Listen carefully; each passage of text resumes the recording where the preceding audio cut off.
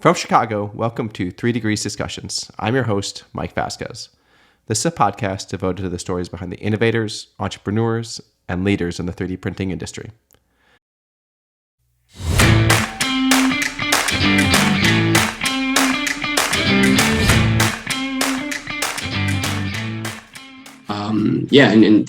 Was heavily invested in automated manufacturing and 3D printing. I'd say we have in the ballpark of somewhere between 300, 400 printers at Glidewell, and all of the software that runs our automated manufacturing is essentially our own in-house platforms. That's Ankush Venkatesh. Ankush is the Intrapreneur for Additive Manufacturing at Glidewell Dental Laboratories. In addition to writing for Harvard Business Review and Forbes, Ankush has also been a speaker at 3D printing events like Formnext and AM Strategies. Prior to his role at Glidewell, he was a strategy fellow at the Tuck School of Business at Dartmouth College. In that time, he specialized in digital strategy and Industry 4.0 technologies like additive manufacturing, IoT, and artificial intelligence and machine learning. He has a bachelor's degree in mechanical engineering and master's degree in engineering management with a focus on product development and 3D printing. He's a former technology consultant, having spent 2 years with Capgemini Consulting, serving billion-dollar clients in FMCG, fast-moving consumer goods, in the functions of data analytics, dynamic dashboards, and SAP data migration. Before we get started, head over to www.3degreescompany.com and subscribe to the podcast. Remember, you can listen to your show anywhere you download your podcasts, including Spotify, Apple, Amazon, or Stitcher. Ankush, thank you so much for joining the show today. I'm excited for the conversation. We've got a lot of topics to cover, and why don't we just kind of get into it? I like to start every show with a little bit of context on the person that I'm talking to. So would love to, if you could kind of share kind of your early story. So where are you from? Kind of how'd you grow up? Kind of what drew you to kind of the career path that you're on now? Yeah, absolutely. Thanks for having me, Mike. It's very exciting to be here. I think we met earlier this year at AM Strategies. So yeah, happy to be doing this. Yep. In the green room. Yeah, exactly. Yeah, I believe I was on a panel on low cost mass customization. So yeah, my name is Ankush. I'm from India, but I kind of grew up a little bit all over the place. I grew up in a few different cities in India, and I also spent some time in the Middle East when I was growing up. I'd say, for me, early days was kind of, I was very, very taken by physics, and hence the mechanical engineering, degree was the obvious choice for me. I think what really got me into prototyping, product development, and those kinds of functions was early days in my undergrad, when we were working on a couple of projects, and actually I was fortunate enough to be able to work on something that was of great interest to me during my undergrad degree. It was I don't know if you're familiar with Indian cuisine at all, but so we have a savory crepe that which is called like a dosa, and we made a machine that would make dosas automatically, and it could make multiple without human intervention. So that was kind of early days, and it was definitely during my undergrad where I discovered 3D printing, and I think back then it was called rapid prototyping, which is kind of dating me a little bit, but.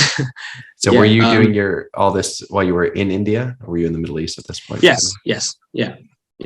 My undergrad was in India and Bangalore, and then after that, I spent some time in consulting, and then I also spent some time in the medical device industry. I have a master's degree in engineering management with a focus on product development and 3D printing. I was in Boston for my master's degree, and then so I spent some time in the medical device industry, again in product development. And just before my time here at Glidewell, I was at the Tuck School of Business at Dartmouth College. I was working as a strategy research fellow, and I worked with Dr. Richard Devaney, and he was essentially the brainchild behind hypercompetition, which is one of the more important concepts in philosophies in business strategy. Philosophically, it's kind of the antithesis to Michael Porter.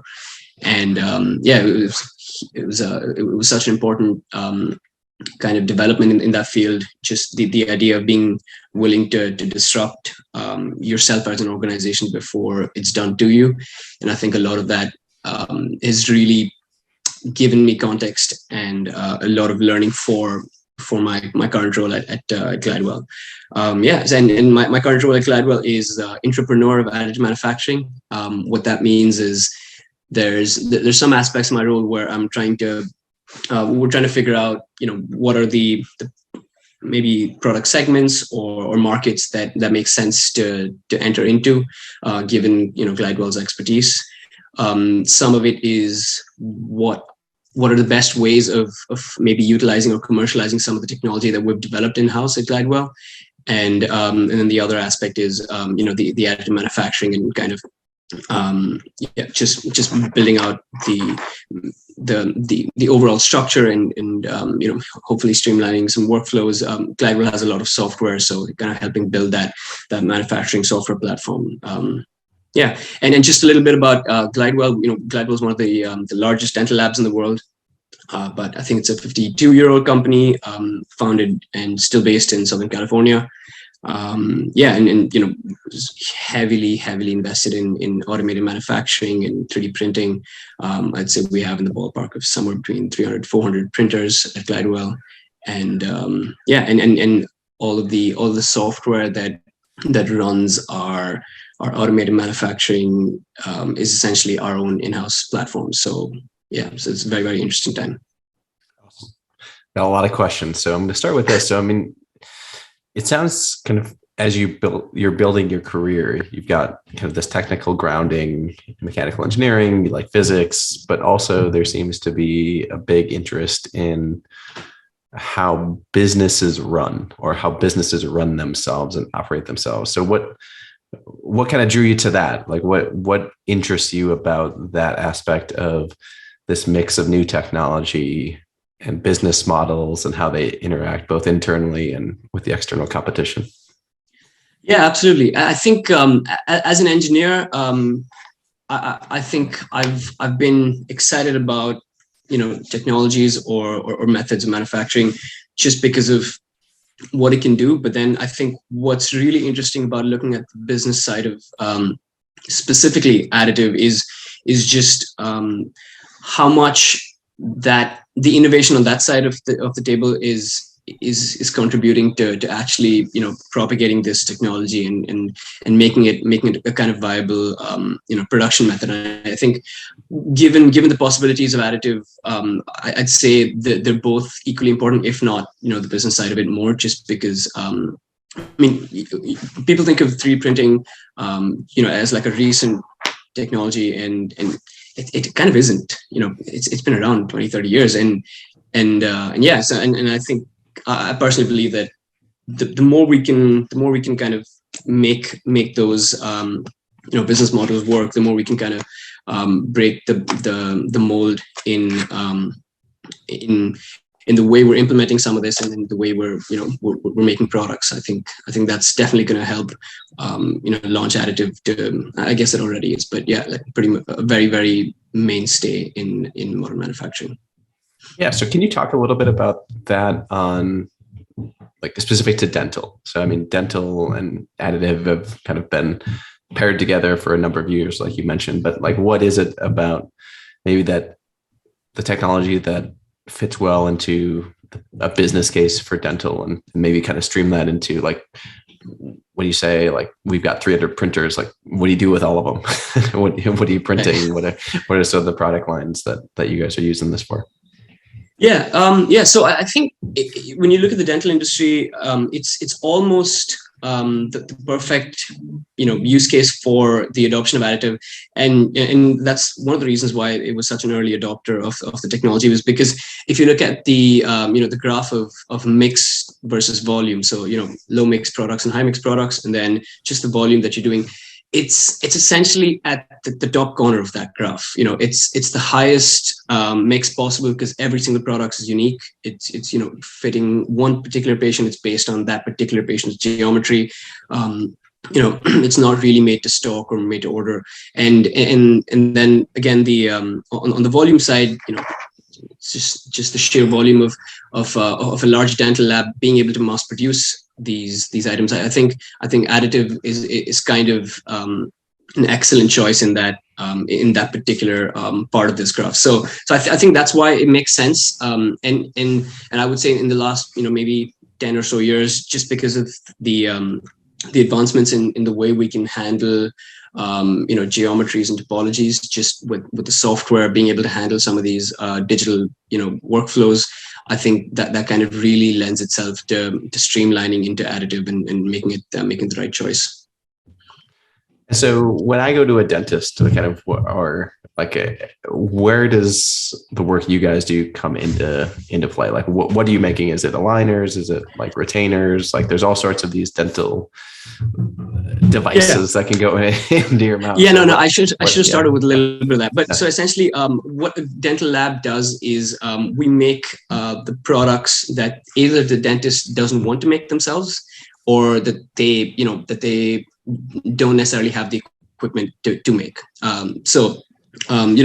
It's when you're going to a dentist, if the dentist is going to prescribe a device to you, then unless the dentist has the manufacturing or the machine in-house or technicians in-house that can make them, we're going to get that order, and then because we essentially take advantage of the scale at which we're doing this, and to answer your other question, Glidewell is focused on restorative and preventative devices. So we make crowns and bridges, and then on the preventative side, we have bite splints, we have night guards, we have sleep devices, migraine devices, and then we also have the other products like dentures and implants. So we don't do orthodontic products, so we don't do aligners, but almost everything else we cover in the dental industry.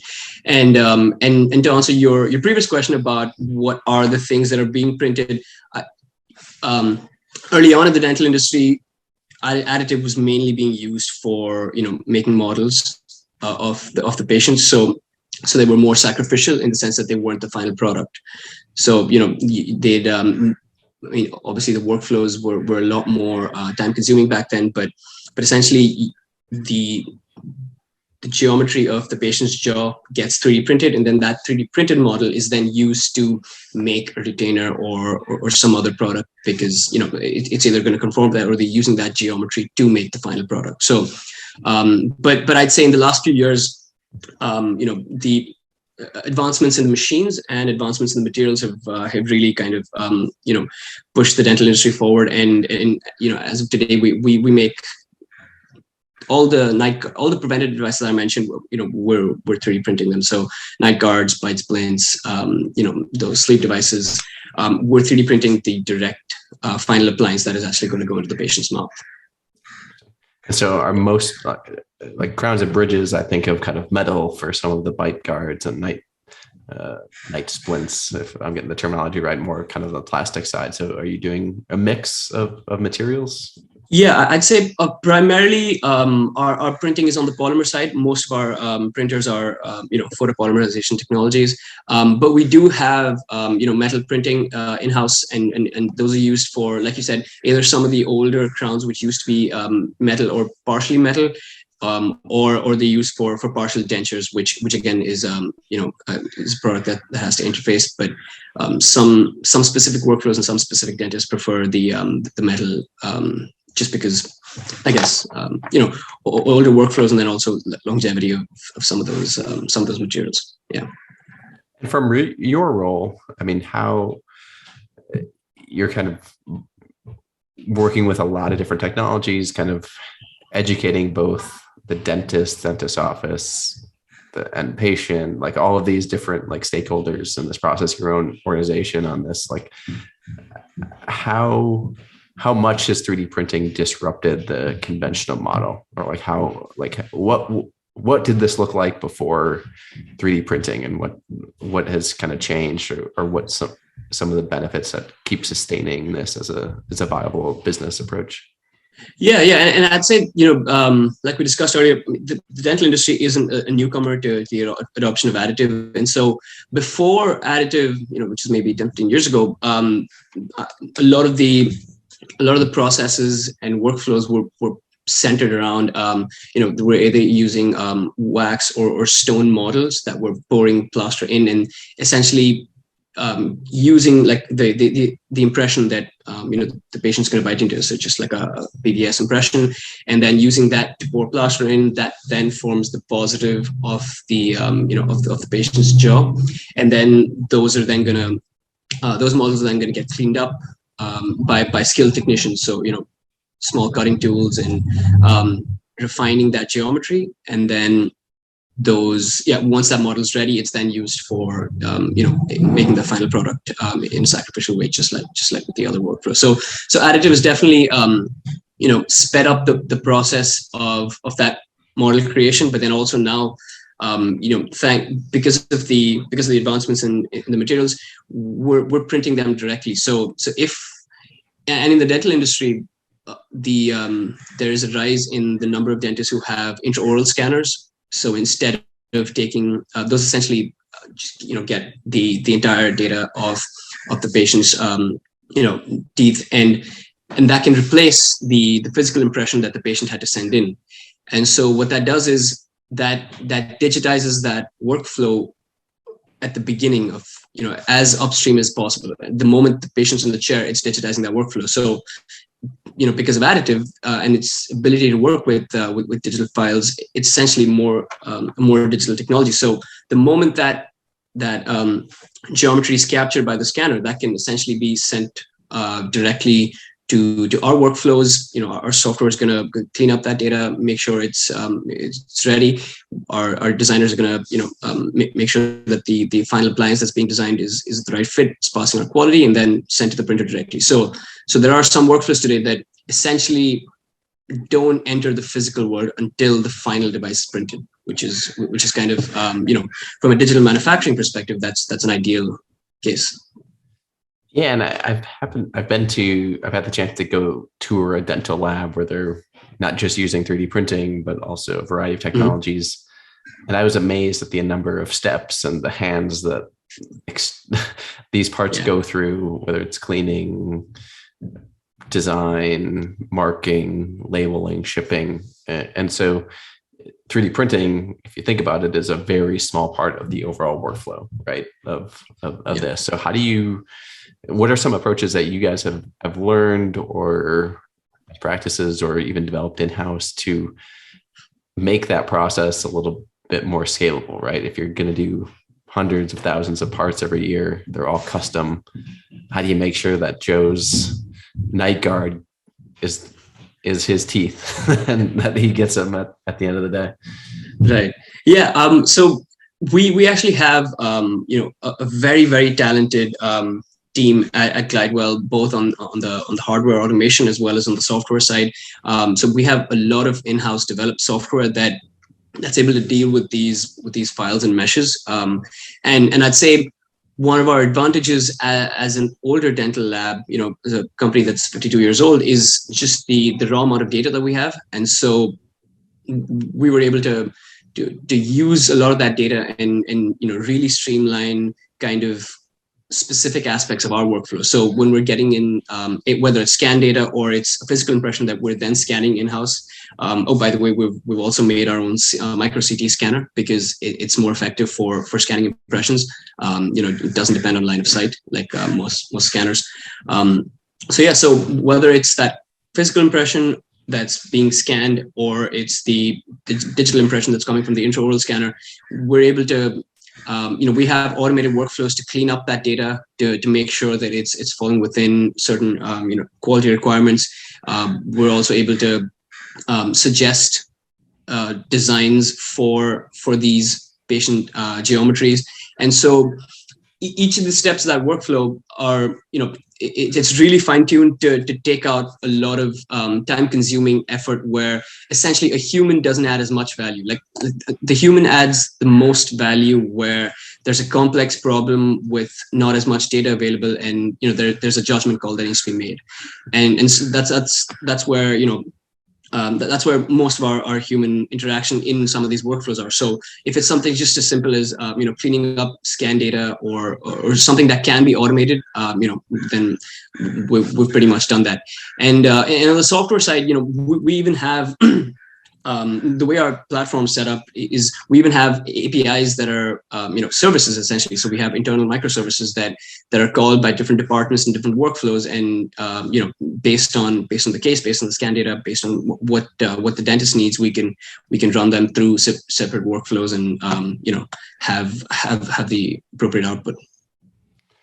How do the dentists get you the information that you need? So I mean, you have the intraoral scanner, so I imagine like they can, is it all through email? Like, do you have like a platform set up? Like, how does that all, like, where's the funnel start from a dentist? Because I don't think of dentists as engineers in many senses. Like perhaps they are can build their own devices, but like, how do you get the technical information that you need to accurately kind of make the models or make the devices at the end of the day? Yeah, and that's a good question, because again, just like with the workflows in our labs, a lot of the way that information was transferred used to be a lot more manual and a lot more pen on paper. Well, this is what I want in this particular case needs this kind of attention, or this particular design element because of it needs extra thickness or something like that. But nowadays, I'd say, obviously with the advent of intraoral scanners, but then also with with just better digitized systems that the dentists have access to. So whether that's just their practice management, or whether that's a system that they're using to communicate with us as a lab.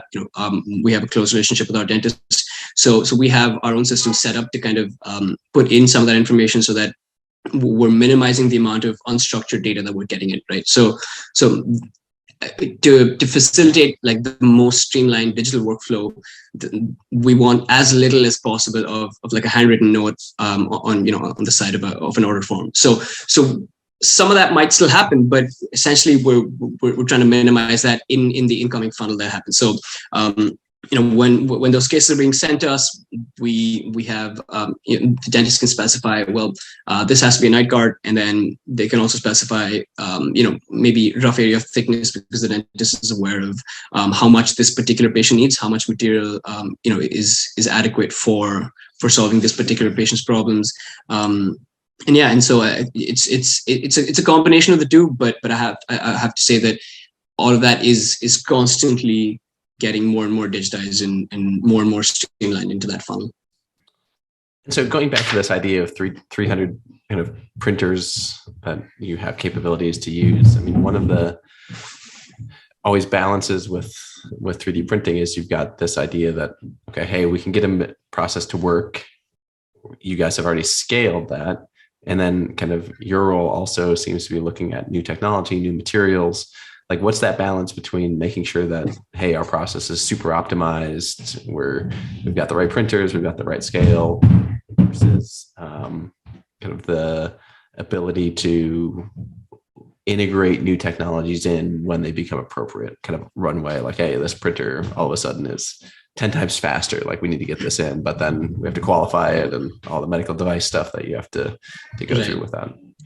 Yeah, I think the underlying answer to this can kind of trace back to Glidewell's culture of innovation, and because of that, we're constantly evaluating new technologies, new materials, new processes, and I think that's a huge advantage, because we're making sure that we're constantly kind of not just making our products better, but also like you mentioned, some of my role, the overlap is what else can we be doing, and what new can we be doing. And it's very interesting, because I think we're always at a point where we're evaluating at least 2 or 3 different technologies, and that will continue to be the case, specifically even just in additive, because of how in the last few years there's been a lot more explosion in technologies, technology providers. There's been an explosion in venture capital. There's a lot more funding, and so that makes it an exciting and fast moving space for us to make sure that we're constantly keeping tabs on. And then the other side of that is, as an entity that's operating at scale, we're always validating the individual processes. So like you said, sometimes the regulatory concern can be with maybe one or two specific points in the workflow, but a lot of the times it can be, well, we've validated this entire process, and we know that this process, as we've laid it out, definitely works and complies to not just the regulations, but also it complies to our quality standards and the way we were measuring our products. So yeah, that's it's really, really helpful. So you don't have to name any specific names here, but kind of from your perspective, like how do you go about selecting equipment? Because that's always a question that comes up in some of the conversations we have, and everyone has seemingly their own approach. But kind of what are you guys looking for, not only in terms of like technical specs, but there are other aspects in terms of how are you leasing, are you buying, or what's the service? Like what sorts of evaluation criteria do you guys tend to look at? Yeah, I mean, we're always buying. We don't really lease, but I think for us the primary concern is are the products that are going to be produced with these machines, are they up to par? So does material properties hold up? Do the just the regulatory concerns, is that compliant? Is that something we need to worry about? And then the other side of it is, because we're operating at scale, we have to ask questions like, what is the throughput? Are we going to be able to fit this into our workflows? And does the speed of this make sense? Is this going to slow down our lead time? Is going to make us more efficient, more streamlined in the way we process that? The other important considerations, I think more and more are becoming questions which I think more people in the industry should be asking, but questions like, well, this machine seems great, but can we integrate into our digital manufacturing platforms? Can we integrate into our orchestration engine? Or do we have the kind of software connectivity or just the visibility that we might need to be able to run these kind of production lines at scale? And I think that's kind of where we're seeing a lot of really, really fast improvement in additive. There's so much activity in the software space recently, just because I think the last few years before, the hardware had kind of overtaken the software just a little bit, which considering today's software capabilities in other industries is very surprising. That almost never happens. And so I think looking at that side of it is also really, really useful. And so kind of coming back to different career paths in your own, like, do you want to speak to some of the different roles that you have at Glidewell that kind of touch and interface with additive manufacturing? Just so can I give people an idea of like, hey, like this dental sounds like an interesting industry. Like what sorts of jobs are out there? What sorts of kind of roles would be involved in making these types of products? Yeah. So, my role at Glidewell, like I mentioned, there's some of it that's kind of very, very, blue ocean, exploring new markets, new areas, new products. Some of it is that, which is very exciting. And some of it is also how are we going to try to make the most of our production capacity, but then also the expertise that we have in-house. So whether that's R&D expertise, whether that's software expertise, or just the automation.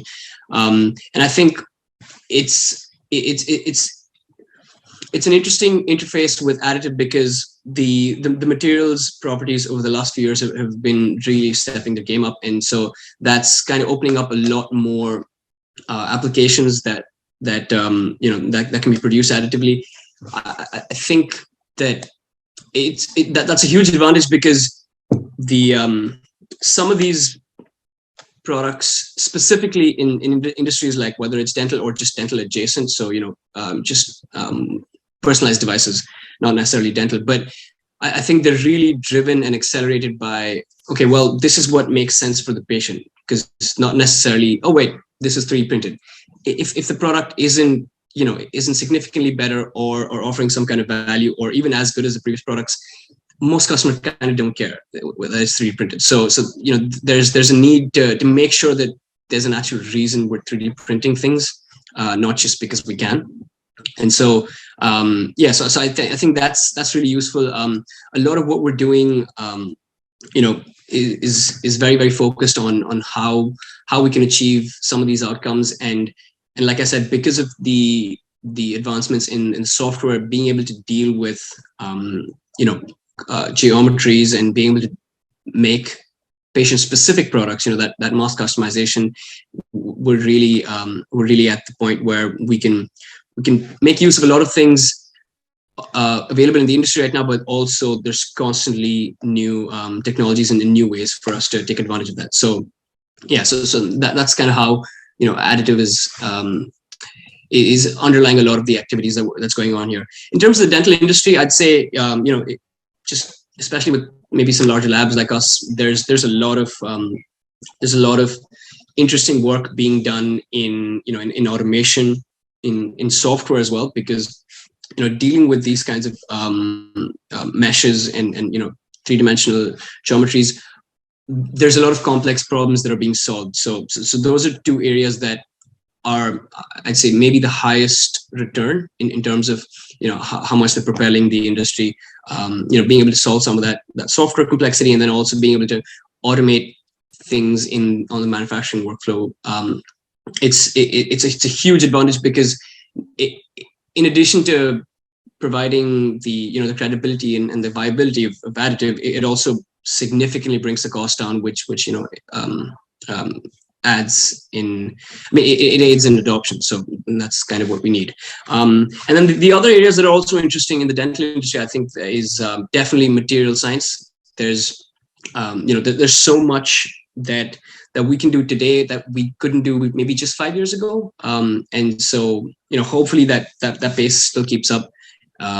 People have recently started 3D printing zirconia, which and other ceramics, which is very interesting. We make our own zirconia that we use for crowns and bridges, but all of that is subtractive manufacturing, and it's all completely automated on our side. So it's not the additive. So what advice would you give people that are kind of starting their career and moving, looking at additive, saying, hey, like, this seems like an interesting area, it seems to be growing, from your own kind of perspective, your own career, kind of what's one piece of advice that you would share with kind of the up and coming generation? Yeah, I'd say, my current role is really helped me think about the function that an intrapreneur plays in an organization, and not just for the benefit of the organization, but ideally even for the benefit of the customers and the industry in general. I'd say one piece of advice is the philosophy of what an intrapreneur is, I think, is a lot more universal than people like to think. And I think it's something that anyone, especially someone who's coming up early in the industry, that's a philosophy you should always make sure you're having, regardless of your role. So the ability to not just look at new things or look at things in new ways and figure out what else is possible to maximize outcomes, but also making sure that you're approaching it from both the engineering and technology perspective, but also the business perspective, because that kind of encapsulates what a successful product or successful business model is. So I think those are really interesting things. And then specifically to additive, I guess some of the advice that I give was maybe make sure that you're aware of why this excites you, because some of those values and some of those philosophies of why things excite you are really going to help you figure out which specific part of this, massive industry you might fit it best in. I think that's an interesting, thought experiment to do for yourself, just to kind of think through, okay, well, some of these things excite me, but the reasons they excite me might inform me more about whether I want to be on the machine maker side, or I want to be on the application side, or the material side. And I think that there's a lot of thinking to be done there. And and it's just, it's so exciting right now for people coming up, just given the access to tools that we have, the ubiquitous access to the printer hardware, the ease of access to software that's like in so many times more capable than, the software that was available maybe 10, 20 years ago. So yeah, it's very, very exciting. So last question. So what's exciting you in your role, or just what you're seeing in the industry that's coming down the pike, maybe in the next 3 months, 6 months, or even a year? Kind of what are you really excited about? Yeah, I think, like we discussed, even though additive's not the newest industry, the push for really squeezing out every last drop of efficiency, or the value for the customer in terms of what the technology can do, what the software can do. I think we're still very, very early days in the ways that we're utilizing or maximizing each step of that. So, if you take the different components of machine, material, software, and workflow, I think there's a lot more value that can be that can really be added on each of those verticals and each of those aspects of it. The things I'm most excited about is that we're still in the early days of really making the most of how we can maybe create complex geometries, how we can customize products for people.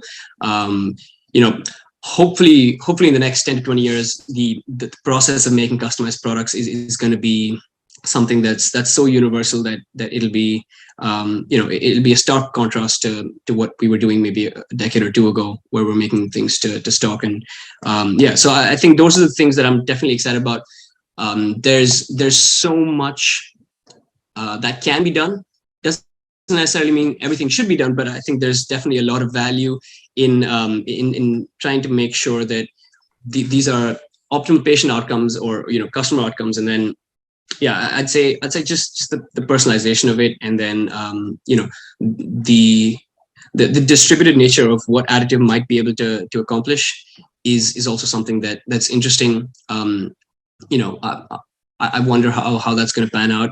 But there's a significant case to be made for certain categories of products, or certain specific use cases where the distribution of that manufacturing makes sense, especially with the ease of how digital everything can be these days. You can have patient data sent to you digitally. You can have workflows and processes and entire design processes automated digitally. None of that has to be it's not necessarily need to be done by a human. And so there's a lot of there's a lot of value that can be added with the distributed nature of that. So hopefully in the next decade or two, we'll see some really, really interesting models come up to how we're able to make the most of this.